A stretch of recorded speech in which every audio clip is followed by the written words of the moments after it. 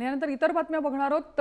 त्याविषयी ही एक breaking news आहे। जालन्यामध्ये शिवसेना, राष्ट्रवादी काँग्रेस आणि काँग्रेस एकत्र आलेले दिसतात। जिल्हा परिषदेमध्ये सत्ता स्थापनेसाठी हे तिन्ही पक्ष एकत्र आले आहेत। भाजपचे अध्यक्ष रावसाहेब दानवे यांना हा जबर झटका मानला जातो आहे, कारण भाजपला सत्तेबाहेर ठेवण्याचा शिवसेनेचा डाव इथे यशस्वी झालाय।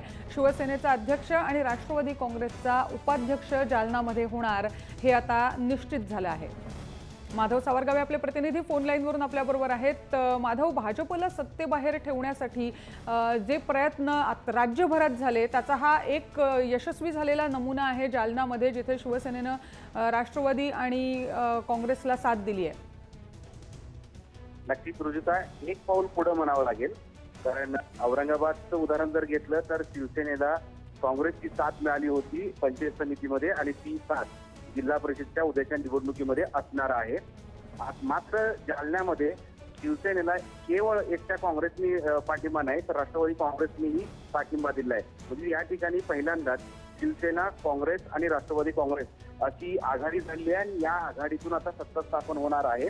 सर्वाधिक जागा भारतीय जनता पार्टीला मिळालेल्या होत्या आणि त्या जवळपास 22 जागा होत्या, पण त्याच्या खूप कमी म्हणजे 8 जागा कमी असल्या शिवसेनेला, म्हणजे केवळ 14 जागा जिंकता आल्या असल्या तरी यावेळेस त्यांच्या पदरात, त्यांच्या गळ्यात अध्यक्षपदाची माळ पडणार आहे। त्याच पाठोपाठ राष्ट्रवादी काँग्रेसनी 13 जागा जिंकल्या होत्या, त्यांचा उपाध्यक्ष असणार आहे आणि काँग्रेसच्या 5 जागा आहेत, त्यांच्या 5 पैकी एका जणाला या वेगवेगळ्या समित्यामध्ये त्यांना साथ मिळणार आहे।